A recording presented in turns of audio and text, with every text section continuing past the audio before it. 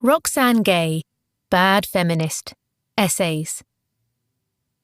Thanks to the hashtag #MeToo movement and women's marches, feminism has become very prominent in the media and social discourse in recent years. But there's no one way to be a feminist. Even within the movement, there are wildly differing views. Roxane Gay explains the idea of essential feminism and why she goes against some of its ideals to champion her brand of bad feminism. Bad feminism is for anyone who feels they don't fit into the prescribed version of feminism for one reason or another, but still wants to make their voice heard. You'll see that being a bad feminist is better than not being a feminist at all. The following blinks contain strong, offensive language. A racist term is used with regards to stereotypes in films. Blink number 1. Roxane Gay refers to herself as a bad feminist. Nobody's perfect. As humans, we all make mistakes and Gay is no exception. But as a feminist, she is under constant pressure to live up to all the demands that come with the label. Part of the problem is that there is no single definitive version of feminism. It's a complex movement and, in trying to represent all women, it has inevitably disappointed many. Traditionally, feminists have fought for the rights and liberties of white, cisgender, heterosexual women. This brand of feminism excludes black, transgender and queer women, failing to acknowledge the very different obstacles that these women face. As white, cis, heterosexual women are more likely to have the opportunity to espouse their views in public, it is this group that writes the feminist rulebook. Gay calls their brand of feminism essential feminism. They treat feminism as a club with strict rules and guidelines that must be followed to be a proper feminist, such as opposing pornography and rejecting the objectification of women under any circumstance. But women who champion essential feminism come from a position of privilege. They don't have the same experience as those who also belong to another minority/oppressed group, such as women of colour or those under the LGBTQIA+ umbrella, and so their opinions on what makes a real feminist can alienate those who don't share the same background. And it's not only women from minority groups who feel excluded from essential feminism. Just disagreeing with some of these views can be enough to leave some women feeling shut out. Take women who enjoy watching or acting in pornography, or women who enjoy certain aspects of popular culture in which women are objectified. The author certainly doesn't identify with essential feminism. That's why she calls herself a bad feminist. She believes in equality for all women and men in all areas of life. She used to avoid the feminist label, so she can understand why so many women are hesitant to adopt it. The problem is that the word feminist is strongly associated with essential feminism and conjures up images of the women who use the feminist movement as a way to brand themselves. But Gay has made peace with her imperfect feminism. She's accepted that she'll never please everyone, and that by doing and believing things that contradict essential feminism, her form of feminism is a crucial part of the conversation. After all, being a bad feminist is better than not being a feminist at all. Blink number 2. Reality TV dehumanises women. The term reality television is misleading. It doesn't present real life, but a warped version of reality. And the same can be said of the representation of women on reality shows. So often, they're performing an over-the-top, unrealistic stereotype of their gender. There are certain common stereotypes about women, that they're desperate to fall in love and married, that they're obsessed with their weight, and that jealousy prevents them from forming true friendships with other women. Reality TV does nothing to dispel these stereotypes. Watch any reality show, and you'll see plenty of these types in the cast. The characters in reality television are not presented as complex, three-dimensional human beings, but reduced to exaggerated clichés. And when these characters are sold to us as real, it only reinforces the idea that all women fit into a handful of basic stereotypes. Just look at dating game shows like Rock of Love and Flavour of Love. The women in these shows are shown at war with one another, fighting for a man's attention and affirmation. The man they're all competing for, on the other hand, makes it perfectly clear he doesn't care for them at all. He delivers empty banalities about love to the camera with a wink and makes fun of the women clamouring for him. The eligible bachelor's disdain for these women is particularly clear in Flavour of Love. The aim of the game is to win the affections of Flavor Flav, a member of the hip-hop group Public Enemy. Rather than bothering to learn each woman's name, Flav assigns them one, dehumanizing them even further. If you're still not convinced that the women in these shows are seen as objects rather than humans, consider the fact Flav names two of the lucky ladies Thing 1 and Thing 2. Reducing women to caricatures gives the audience permission to criticize and make fun of them. It also makes them must-watch television. Most reality shows force the contestants into being the worst versions of themselves, and the worse they behave, the more entertaining it is for us. Why? Because it lets us feel smug about our own lives when we see the bad choices other people have made in theirs.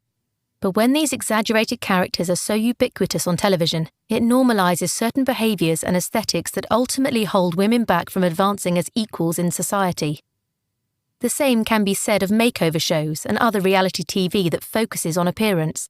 Female bodies which have been enhanced surgically or sculpted through harsh weight loss regimes make great viewing and certainly appeal to superficial men, but ignore the woman's internal experience.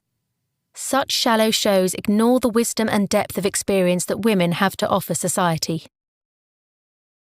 Blink number 3. We have become desensitized to the atrocities of sexual violence against women. Rape is a horrific crime that can leave victims both physically and emotionally damaged. That's why so many television shows use rape storylines to inject drama and boost their ratings. Some programs are fueled almost exclusively by traumatic stories of sexual violence toward women. Just look at the TV series Law & Order SVU. It's covered so many rape-related plots that each new episode must go the extra mile to keep the audience engaged, adding increasingly gruesome details and twists. This means that it's no longer particularly shocking for an audience to see a man just forcibly penetrating a woman. We're so used to seeing rape victims left disfigured, beaten, or subjected to any number of other ordeals that forceful penetration on its own isn't seen as that bad anymore. It takes a lot more to provoke disgust in an audience numbed by overexposure to rape stories.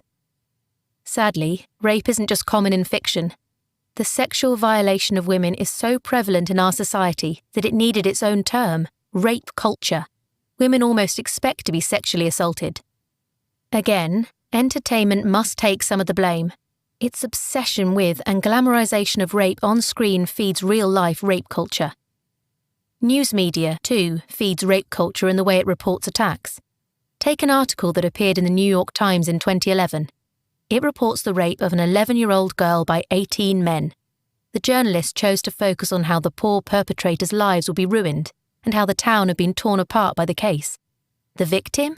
She's hardly mentioned at all, save for a remark about looking much older than her age.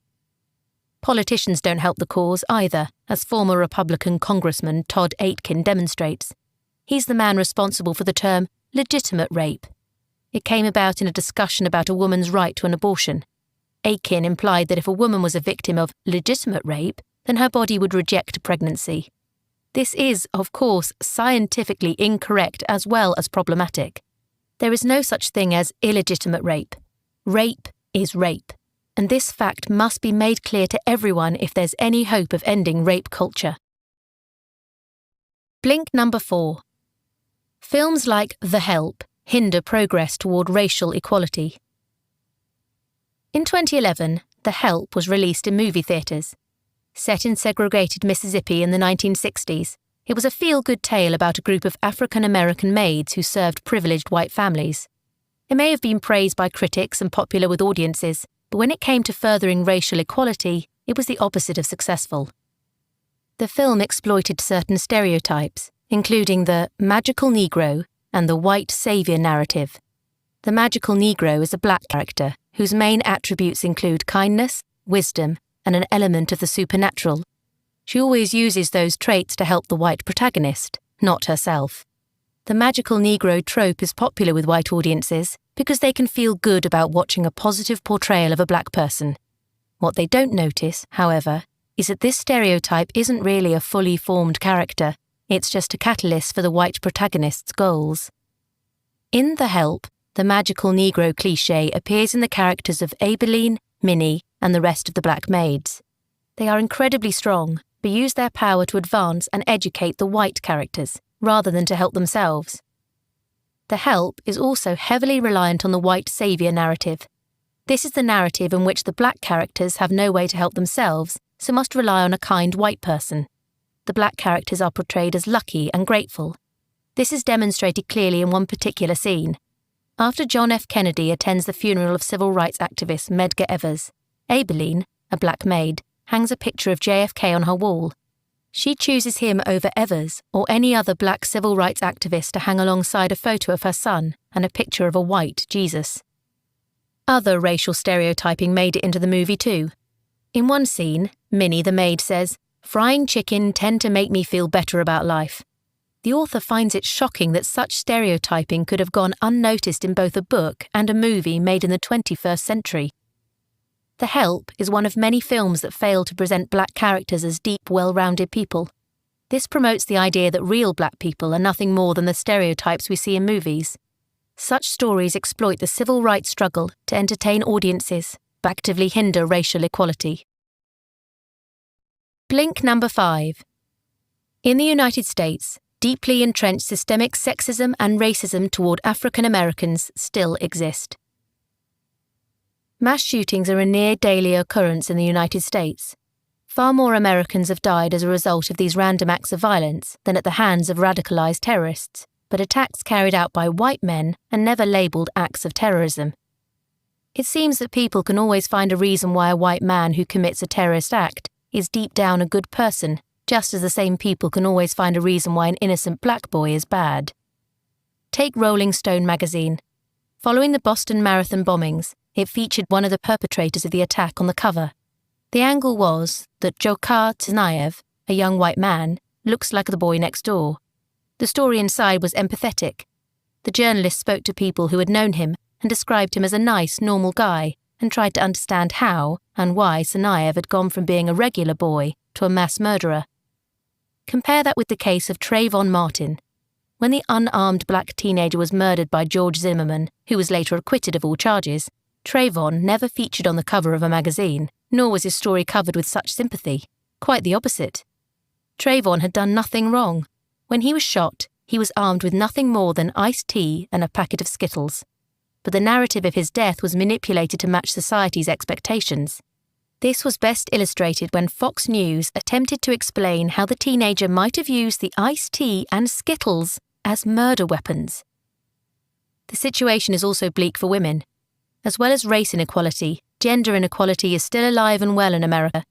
Even women's bodies are treated as a legislative matter subject under the control of politicians, most of whom are white men. A woman's reproductive freedom, her right to access birth control or an abortion if she wants it, is still under threat today, and it's clear that women are not thought of as equal to men. As long as we can identify disparities in equality, we can work hard to rectify them. And that's just what Gay is trying to do through her queer, black, bad feminism. You've just listened to our blinks to Bad Feminist by Roxane Gay. The key message in these blinks is that, just as no human is perfect, no version of feminism is perfect. But don't wait for the ideal form of feminism to find you, or waste time trying to fit the ideal feminist mould. Be a bad feminist. Every voice counts. The more so-called bad feminists speak up, the more the feminist movement can evolve and the more inclusive it will become. By starting the conversation about how race, gender identity and sexual orientation interact in the context of feminism, we can change the way we think and change the way the world thinks. Have you got any feedback for us? If so, we would love to hear it. So just drop us an email to remember@blinkist.com with the title of this book as the subject line. The title is Bad Feminist, and share your thoughts with us.